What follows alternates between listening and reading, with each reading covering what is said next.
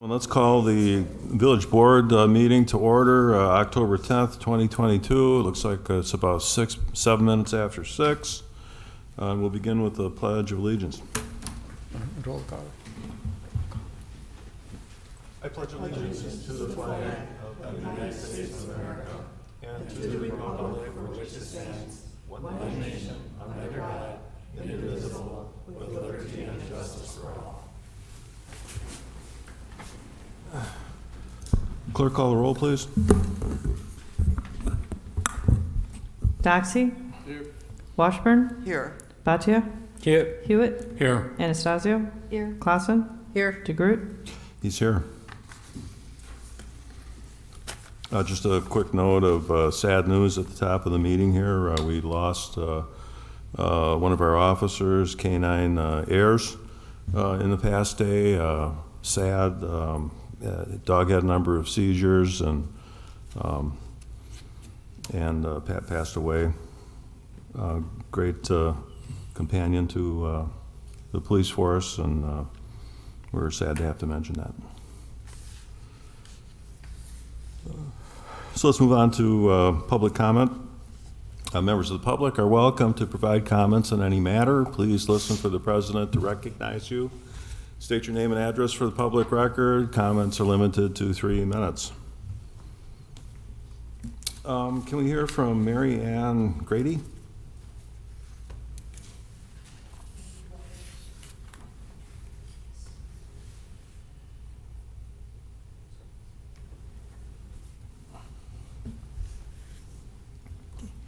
Mary Ann Grady, 4647 Entrada Drive, Mount Pleasant. I just have a question. After reading the big article in today's Journal Times, they're talking about under an agreement, Coco may not be put down. What will happen to the dog if it's not put down? Where will it go? Do we have any idea? It's pending in court, so it's hard to say. My belief is my prediction and belief is the dog would either be put down or relinquished into the custody of the Humane Society, who may decide to put it down regardless or rehabilitate the dog, but it would never go back to where it was. Okay. That's my belief. But again, I don't have a crystal ball. A judge can decide what the judge is going to do, and we don't have control over that. Just worried about whether the dog can be rehabilitated. Of course. Okay, thank you. Kelly Gallagher.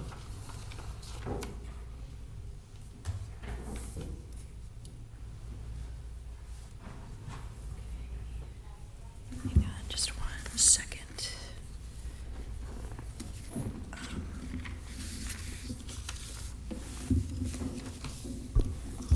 Okay, thank you. Sorry.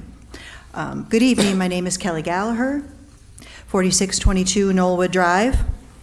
On September 26, I submitted to the village a petition signed by 60 Mount Pleasant residents asking for an amendment to village ordinances on dangerous animals in response to the mauling of 2 of my neighbors on August 31st by a dog that has plagued our neighborhood for well over a year. Our amendment request was simple and straightforward. We asked for 3 things. 1, the authority by the police chief to impound or seize any animal running at large. 2, the authority by the police chief to issue an order declaring an animal as dangerous, triggering the removal of the animal from the village within 5 days or be impounded. And 3, authority by the police chief to impound a declared dangerous animal during the investigative or appeal process. These requests are similar to ordinance authority found in neighboring communities. Having read the proposed ordinance being presented this evening for discussion or possible action, it is clear that out of the 3 requests we made, we are getting 1, sort of. As it turns out, MPPD always had the authority under state law to impound an animal running at large, whether they didn't know it or simply didn't want to impound this dog. In any of the multiple times police have been called, my neighbors, Ann Kulas and Jenny Willems, might never have been mauled. If the police chief had the authority to declare and impound a dangerous animal during the investigative process, we wouldn't have all lived in fear of another attack, which of course came on October 1st, just like we said it would. Our request for this authority is not included in this document. Why? While the guidelines and punishment in tonight's proposed ordinance for harboring a vicious animal have been strengthened, who determines an animal is vicious? It does not say. The City of Racine and the Village of Sturtevant specifically disallow any animal that has been deemed dangerous by a different jurisdiction to reside in their municipality. Apparently, they will all come to Mount Pleasant, since according to this ordinance, we will allow them. Animals at large causing injury can seemingly be impounded, but what if an animal mauls a person in the home or on the owner's property, or the animal returns home before the police arrive? This is not made clear. I believe that the elimination of Section 10.6 in the new ordinances, in some instance, may actually weaken public safety, especially for those living in a home which is harboring a vicious animal. Under Section 10.1.4c, village will notify the owner of a vicious animal of the requirements in subsection 10.1c, 1 through 9, should read instead D, 1 through 9. Sections 3, 5, 7, and 8 use the word dangerous instead of vicious, which has been eliminated from the section title. Such comments may seem esoteric to some, but my neighbors and I have learned this summer they are not.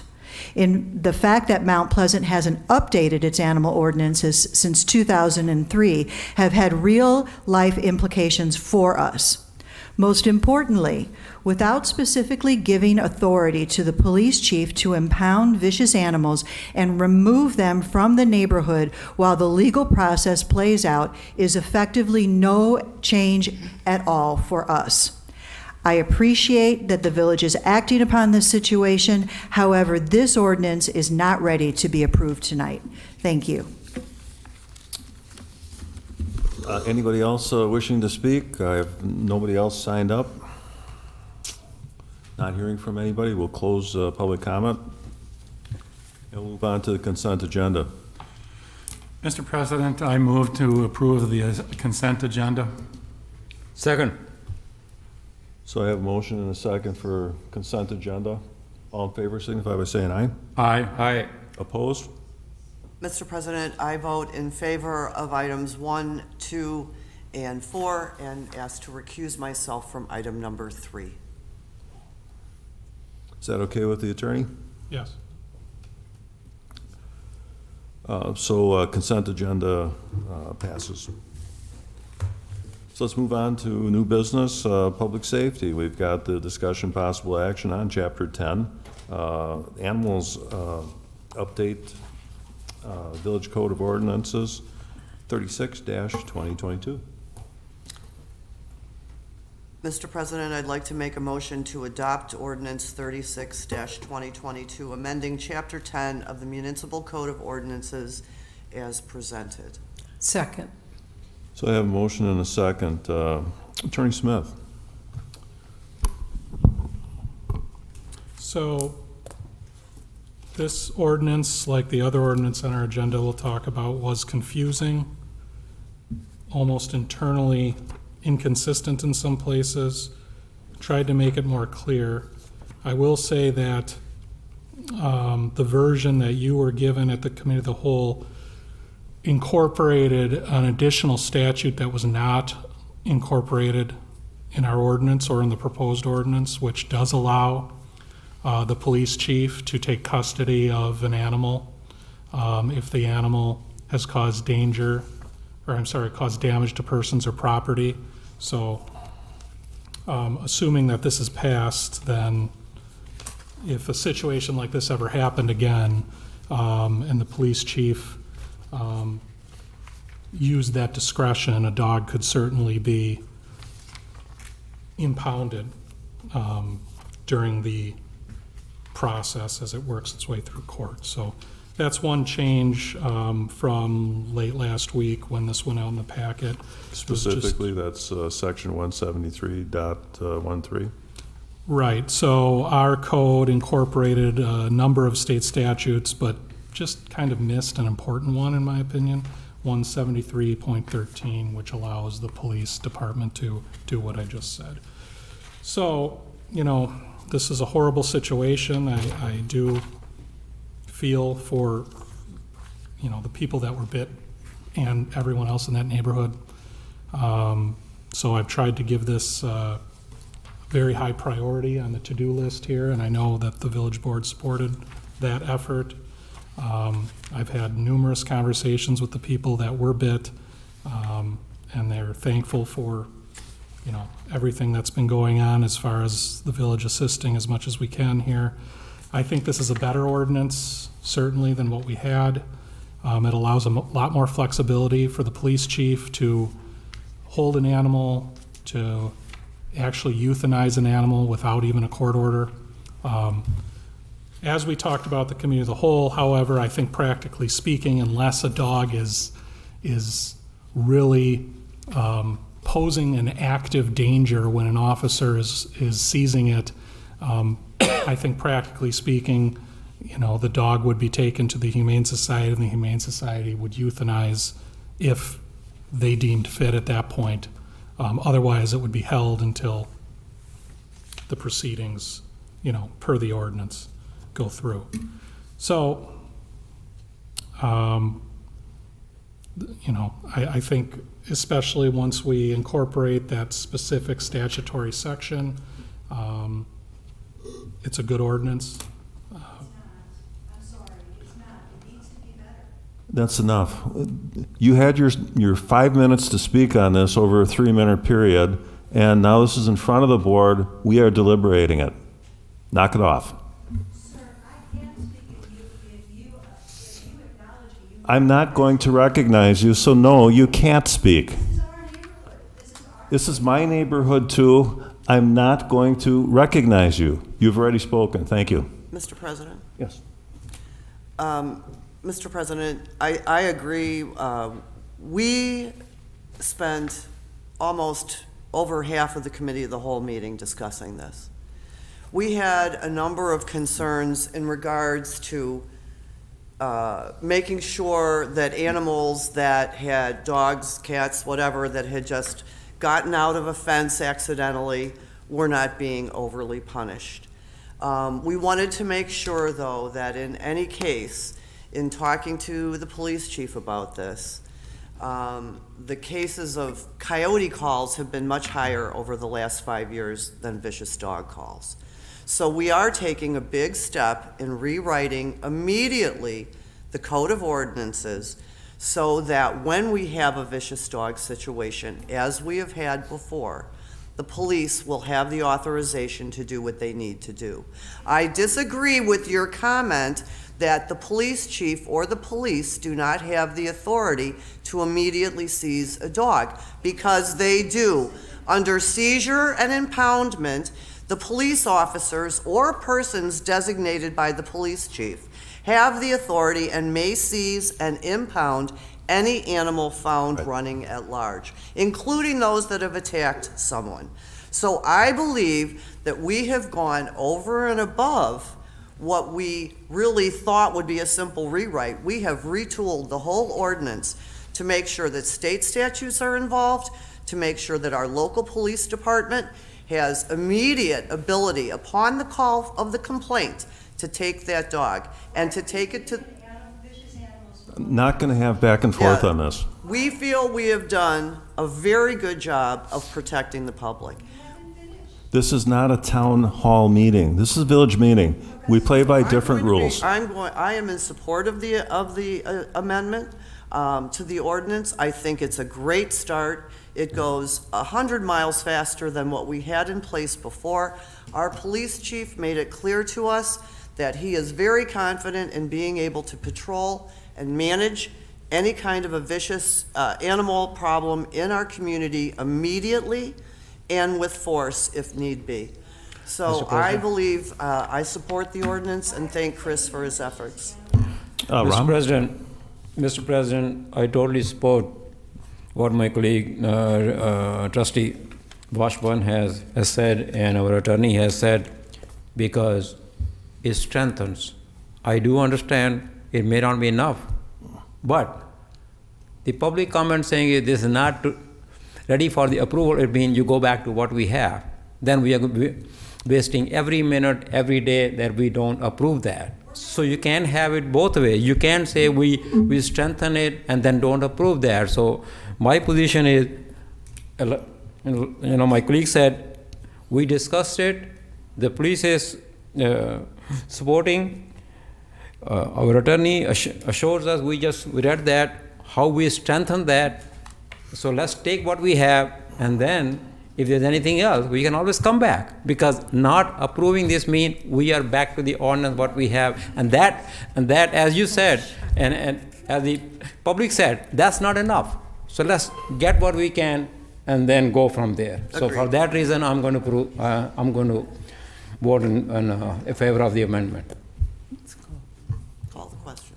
I'll just add that throughout the past month or so, I've had numerous conversations with people in the neighborhood through email and phone, and I've had conversations since I did have this proposed ordinance, but not with the 173.3, the prior version of the proposed ordinance. I did have emailed out to the people that showed up the first time and put their email address down on the public comment form, and all the feedback, obviously with one exception, was very positive. Well, excellent. It sounds like the neighborhood is fine with this, with the exception of one neighbor, and I'm good with that. I'm good with that. So regarding the ordinance rewrite, roll call, please. Doxey? Aye. Washburn? Aye. Bhatia? Aye. Hewitt? Aye. Anastasio? Aye. Clausen? Aye. DeGroot? Aye. Motion passes 7-0. So let's move on to the next one, which is discussion, possible action to repeal and replace Section 54-1 of the Village Code of Ordinances pertaining to weapons. That's Ordinance 37-2022. Mr. President, I'd like to make a motion to approve Ordinance 37-2022 to repeal and replace Section 54-1 of the Municipal Code of Ordinances pertaining to weapons. Second. So I hear a motion and a second on the weapons ordinance. Back to Chris. This is another ordinance that was confusing. We had people believing that they could hunt and shoot guns on land in the village that just wasn't appropriate for that. And so we decided to do a full rewrite of this section. The police chief has reviewed and is recommending it. It'll definitely help, especially around hunting season when people want to try to hunt in village parks, which would not be allowed under this ordinance.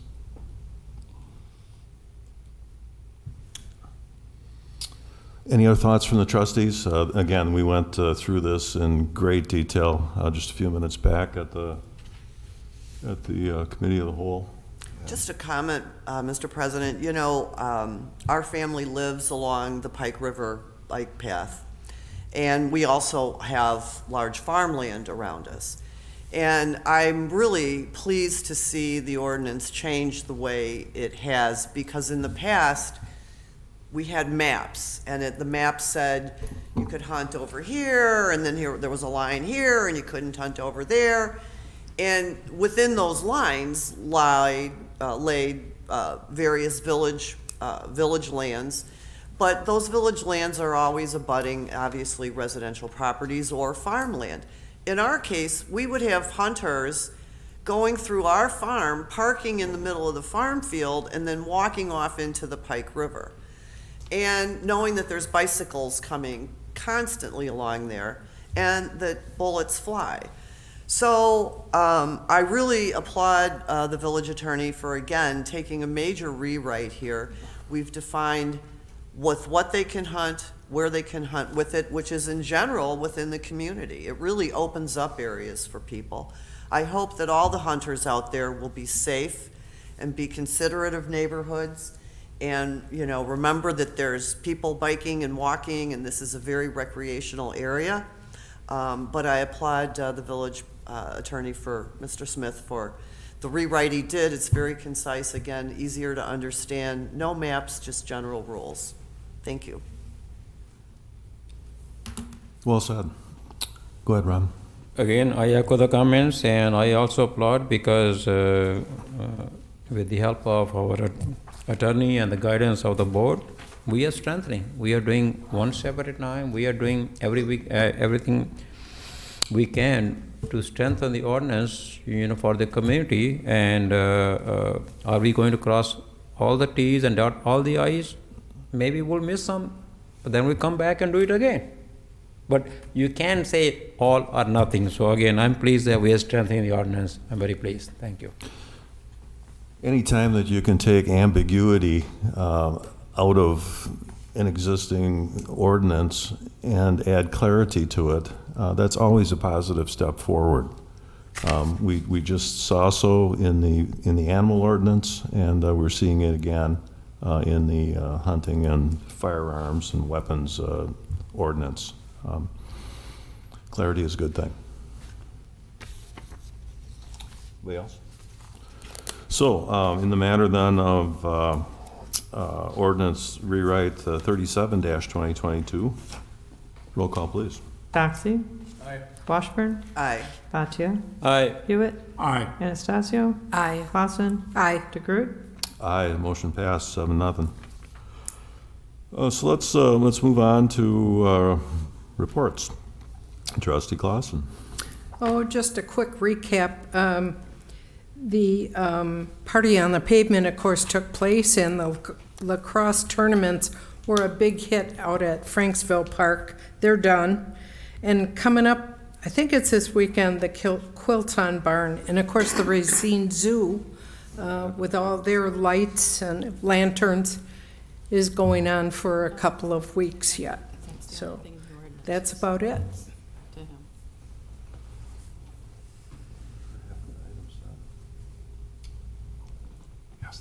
Might not be in the ordinances. No, that's okay. Was there anything under item 7 then? It's, for some reason it got missed on the agenda, but, One we shouldn't talk about today. We'll get it back next time. okay. So there's one last motion. Motion to adjourn, please. Second? Motion and a second. All in favor signify by saying aye. Aye. We stand adjourned. Thank you very much.